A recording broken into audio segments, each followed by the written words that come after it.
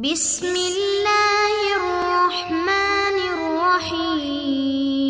السلام علیکم ورحمۃ اللہ وبرکاتہ۔ معزز طلباء کرام، آپ سب کیسے ہیں؟ آج ہم کتاب ہدایہ رابع میں سبق نمبر 182 کو پڑھیں گے۔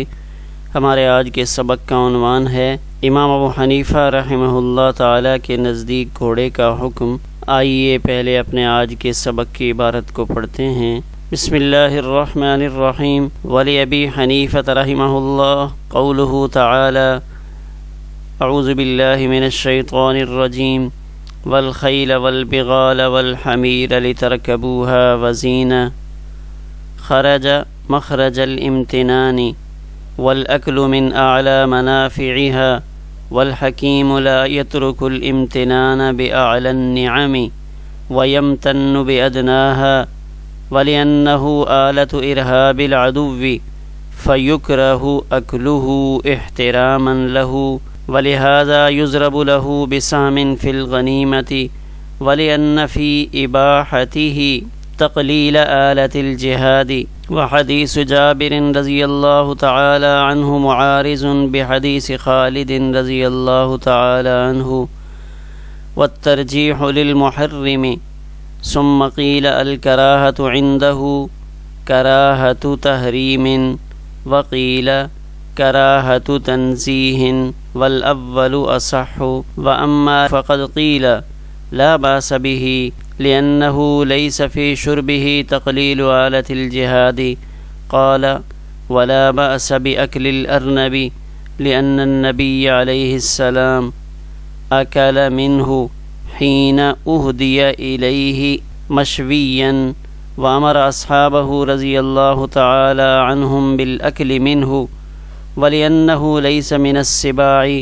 ولا من أكلة الجيف فأشبه الظبي۔ آئیے اب ہم اپنے سبق کی عبارت کا ترجمہ کرتے ہیں، اور حضرت امام ابو حنیفہ رحمہ اللہ کی دلیل وہ اللہ تعالیٰ کا یہ فرمان ہے والخیل والبغال، گھوڑے اور خچر اور گدھے ان کو اس لیے پیدا کیا تاکہ تم اس پر سوار ہو، اور زینت کے لیے پیدا کیا۔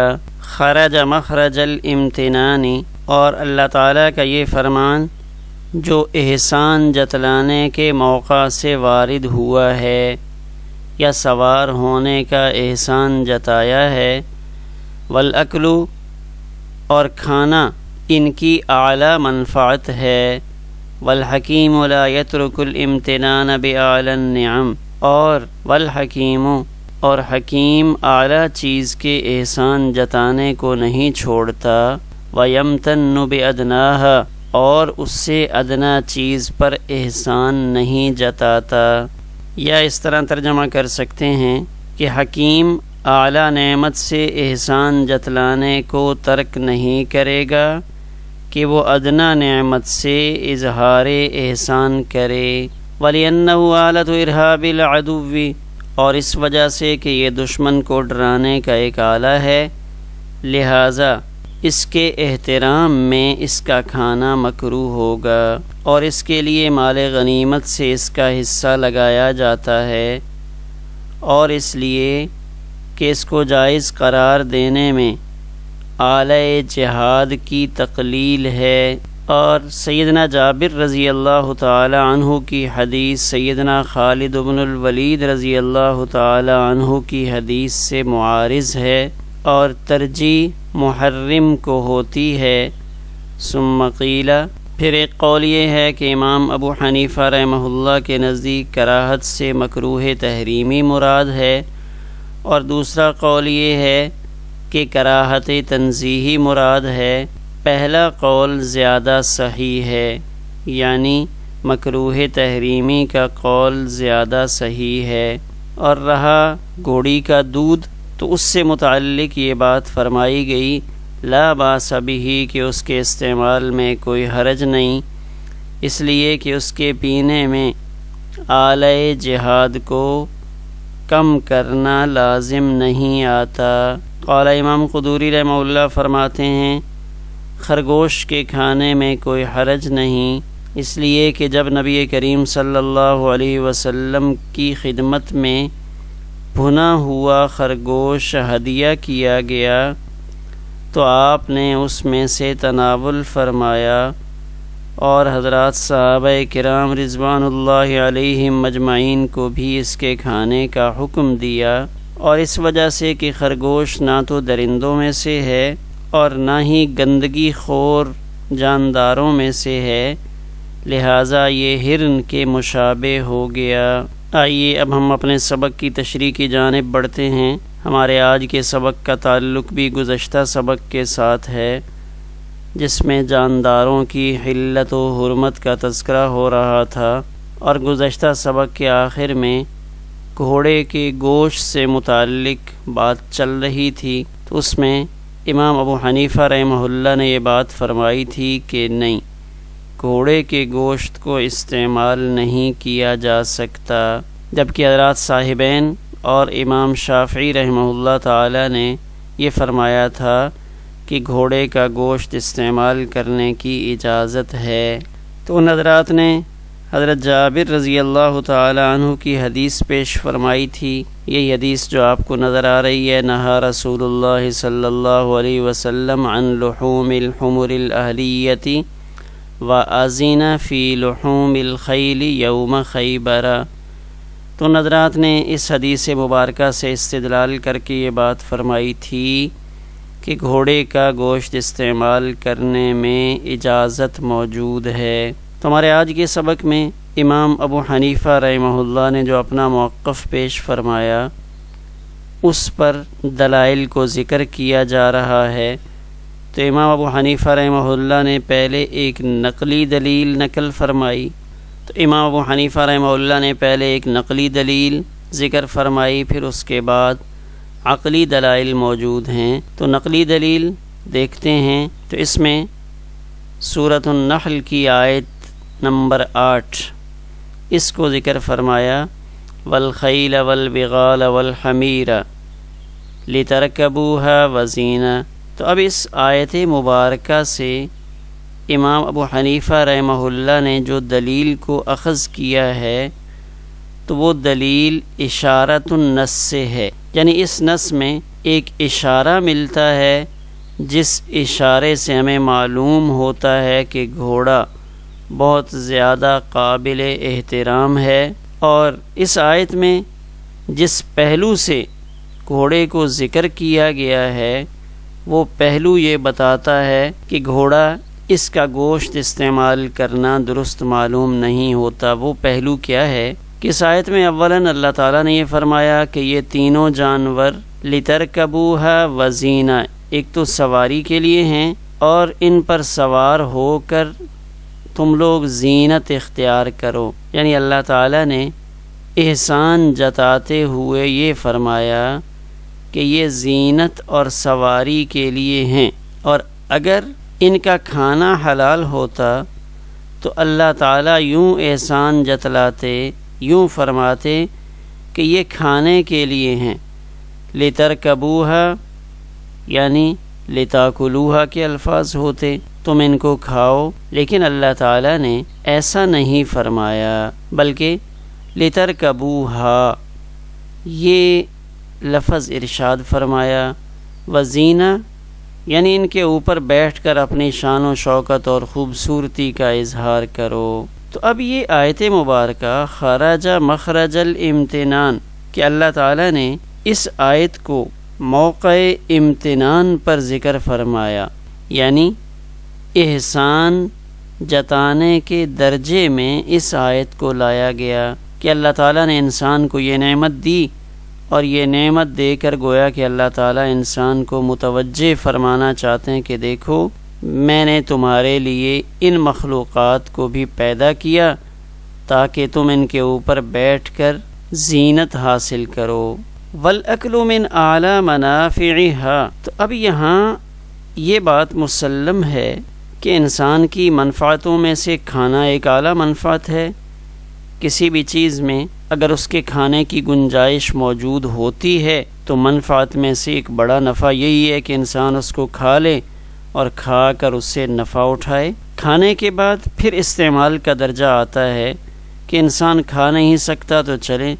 پھر اس کو استعمال میں لے آئے۔ تو اب اللہ تعالیٰ حکیم ہیں، حکیم سے مراد بڑی حکمتیں کار فرما ہوتی ہیں اللہ تعالیٰ کے ہر فرمان میں، ہر فعل میں۔ تو اب حکیم کا ہر فعل حکمت سے پر ہوتا ہے، کوئی فعل ایسا نہیں ہوتا جس میں مختلف حکمتیں پوشیدہ نہ ہوں۔ تو اب اگر گھوڑے کی منفعت میں سے کھانا ایک بڑی منفعت ہوتی، اعلیٰ ترین منفعت ہوتی، تو اس کی تخلیق کے بنیادی مقاصد میں عقل بھی شامل ہوتا، اس کا کھانا بھی شامل ہوتا، اور اللہ تعالیٰ موقع امتنان پر اس کی وضاحت بھی فرماتے۔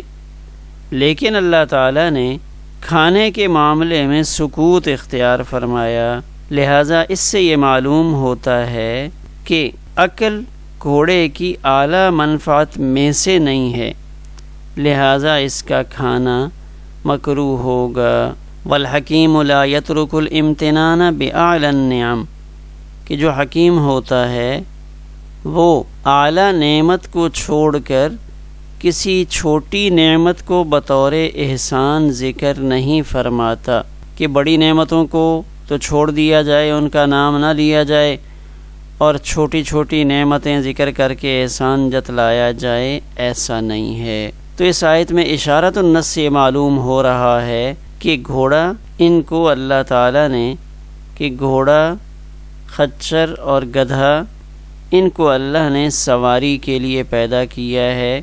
یعنی ان کا خارجی استعمال ہے، یہ کھانے کے لیے نہیں ہیں۔ تو یہ تو نقلی دلیل تھی۔ اب آگے عقلی دلیل میں کچھ چیزیں ذکر فرما رہے ہیں۔ وَلِأَنَّهُ آلَةُ إِرْهَابِ الْعَدُوِّ،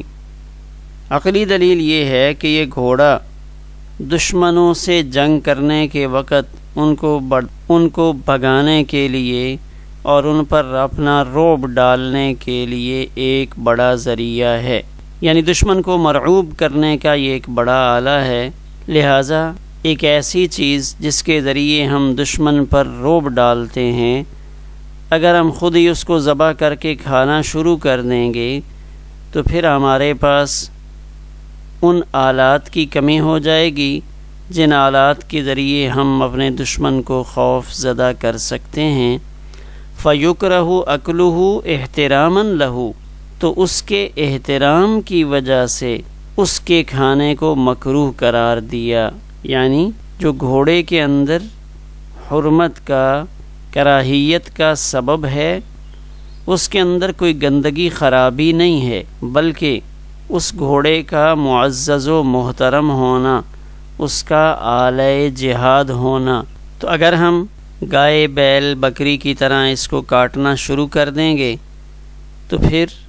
گھوڑے کی قلت ہو جائے گی۔ تو امام ابو حنیفہ رحمہ اللہ نے اس پہلو کو دیکھتے ہوئے گھوڑے کے بارے میں یہ مسئلہ بتلایا کہ گھوڑے کا گوشت کھانا مکروہ ہے۔ تو اب گھوڑا چونکہ میدان جہاد میں ایک اپنا مقام اور اہمیت رکھتا ہے، وَلِهَذَا يُضْرَبُ لَهُ بِسَهْمٍ فِي الْغَنِيمَةِ، اس لیے نبی کریم صلی اللہ علیہ وسلم نے مال غنیمت میں سے ایک حصہ، اس لیے نبی کریم صلی اللہ علیہ وسلم نے مال غنیمت میں ایک حصہ گھوڑے کے لیے بھی مقرر فرمایا، جیسے حدیث مبارکہ میں یہ الفاظ موجود ہیں، للفارس سہمین وللراجل سہم، کہ جو گھڑ سوار ہے اس کو دو حصے ملتے ہیں، ایک حصہ اس انسان کا اور ایک حصہ اس کے گھوڑے کو جہاد میں استعمال کرنے کی وجہ سے۔ تو اب مال غنیمت میں سے گھوڑے کو حصہ ملنا یہ گھوڑے کے محترم اور جہاد میں نہایت اہم ہونے کی علامت ہے۔ وَلِأَنَّ فِي إِبَاحَتِهِ تَقْلِيلَ آلَةِ الْجِهَادِ، تو اب اگر ہم اس کو مباح قرار دے دیں گے تو پھر اس میں آلہ جہاد کی قلت کے امکانات ہیں۔ وحدیث جابر رضی اللہ تعالی عنہ اس عبارت سے حضرات صاحبین رحمہم اللہ کی دلیل کا جواب دے رہے ہیں کہ بالکل صحیح بات ہے۔ حضرت جابر رضی اللہ تعالی عنہ کی روایت سے گھوڑے کا گوشت کھانے کی اجازت معلوم ہو رہی ہے، لیکن حضرت خالد ابن ولید رضی اللہ تعالی عنہ حضرت خالد ابن الولید رضی اللہ تعالی عنہ کی روایت کو جب دیکھتے ہیں تو اس سے حرمت واضح ہوتی ہے۔ تو جب دونوں روایتیں آ گئیں تو اب کیا کیا جائے گا؟ اب یہاں وہ فقہ کا ضابطہ اللہ تعالیٰ فقہائے کرام کو جزائے خیر عطا فرمائے کہ انہوں نے اس قسم کے پیش آمدہ مسائل کے حل پیش فرمائے کہ جب دو احادیث مبارکہ آ جائیں تو ان میں ایک سے حلت معلوم اور ان میں ایک سے حلت معلوم ہو رہی ہو اور ایک سے حرمت معلوم ہو رہی ہو تو یہ ضابطہ ہے اذا اجتمع الحلال والحرام او المحرم والمبیح تو غلب الحرام غلب الحرام والمحرم تو حرام اور محرم کو ترجیح دی جاتی ہے، یعنی جب حلال و حرام میں یا دلیل مبیح اور محرم میں تقابل آ جائے، اکٹھی ہو جائیں تو اس وقت میں جانب حرمت کو ترجیح ہوتی ہے، یعنی جب حلال اور حرام کا مسئلہ ہو اور دونوں طرف دلائل موجود ہوں تو پھر احتیاط اسی میں ہے کہ ہم محرم کو ترجیح دیں، کیونکہ یہ مسئلہ کتابوں میں لکھا ہے کہ ہر حلال کو کھانا ضروری نہیں، لیکن ہر حرام سے بچنا تو بہرحال ضروری ہے۔ تو اب یہاں اگر حلال بھی ہو تو ہم زندگی میں بے شمار حلال ایسی چیزیں ہیں جن کو نہیں کھاتے، لیکن حرام تو بہرحال ایسا ہے کہ اس سے تو بچنا ضروری ہے۔ تو اس پہلو سے امام ابو حنیفہ رحمہ اللہ نے یہ فیصلہ فرمایا کہ گھوڑے کا گوشت کھانا یہ مکروہ ہے۔ اب اس مکروہ کی تفصیل کیا ہے؟ مکروہ چونکہ فقہ کی کتابوں میں دو قسم کے الفاظ ہیں، ایک مکروہ تحریمی ہے اور ایک مکروہ تنزیہی ہے۔ تو اس سے متعلق صاحب ہدایہ یہ فرماتے ہیں کہ والاول اصح ثم قیل الکراہۃ عندہ کراہۃ تحریم وقیل کراہۃ تنزیہ۔ تو صحیح قول کے مطابق امام ابو حنیفہ رحمہ اللہ کے ہاں یہ کراہت مکروہ تحریمی کے قبیل سے ہے، اگرچہ بعض حضرات نے مکروہ تنزیہی قرار دیا ہے، لیکن کراہت تحریمی والی بات وہ اصح معلوم ہوتی ہے۔ وَأَمَّا لَبَنُهُ اس کا دودھ، تو اس سے متعلق صاحب ہدایہ فرماتے ہیں لا باس بِهِ کہ اس کا دودھ پینے میں کوئی حرج نہیں، لِأَنَّهُ لَيْسَ فِي شُرْبِهِ تَقْلِيلُ آلَةِ الْجِهَادِ اس لیے کہ اگر اس کا دودھ پی لیں گے تو اس کا دودھ پینا آلہ جہاد کو کم نہیں کرتا، اس سے کسی قسم کی قلت کا سامنا نہیں کرنا پڑتا۔ امام قدوری رحمہ اللہ فرماتے ہیں کہ خرگوش کے کھانے میں کوئی حرج نہیں، اس لیے کہ خرگوش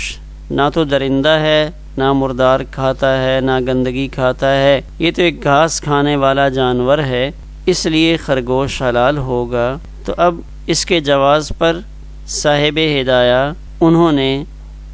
روایت پیش کی، جس روایت میں یہ اشارہ ہے کہ ایک موقع پر نبی کریم صلی اللہ علیہ وسلم کی خدمت اقدس میں خرگوش کا بھنا ہوا گوشت بطور ہدیہ پیش کیا گیا تھا، تو آپ صلی اللہ علیہ وسلم نے اس میں سے خود بھی تناول فرمایا اور حضرات صحابہ کرام رضوان اللہ علیہم مجمعین کو بھی اس گوشت کے کھانے کے لیے کہا۔ تو یہ واقعہ جس کی طرف صاحب ہدایہ نے اشارہ فرمایا یہ بخاری شریف میں باب الارنب کے تحت موجود ہے اور حدیث مبارکہ نمبر 5535 ہے،